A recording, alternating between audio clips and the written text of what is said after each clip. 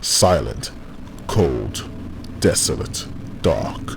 These can be used to describe the deepest reaches of space.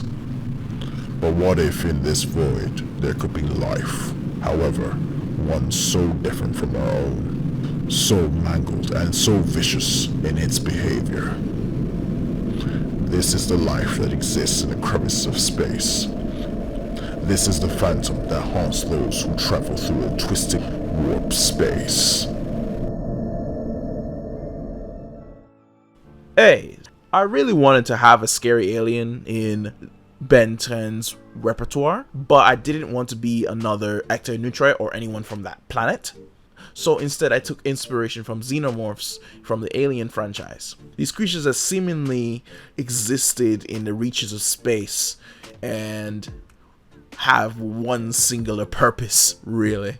This alien I really wanted Ben to have problems with if he transforms into, so I made him sort of like Wildmunt.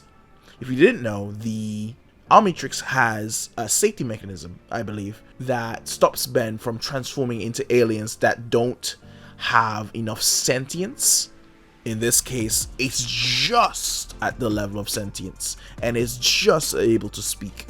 So in my head, this alien would be the coverage for speed, not necessarily because it's extremely fast. It is fast, because it can warp, it can teleport and warp through these portals it can make from its hands, those large hands, claws like things, and appear and disappear and put things into pocket dimensions and pocket space and all that kind of stuff. And I imagine these creatures do actually live in warp space and definitely feeds on ships. If you can see from its mouth in the middle of its chest, I imagine that thing can chew through any armor it needs to. And I also imagine that it feeds on jet rays species.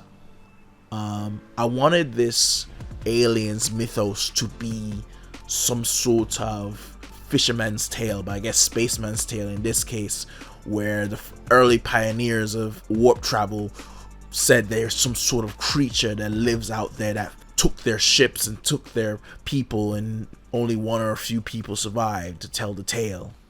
I would think if I was putting this on Cartoon Network, they wouldn't allow people being eaten or insinuated that. So I imagine the much more worse fate that I would give to these people is that the ships would be taken and the people be used as material to build their nest.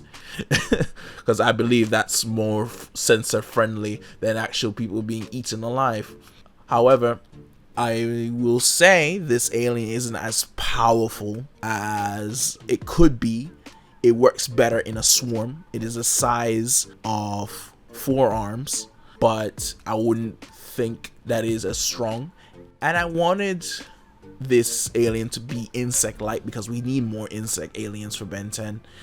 But the main point is, if you hear a chittering like chitin rubbing on itself inside your ship while you're in warp space, maybe you have on board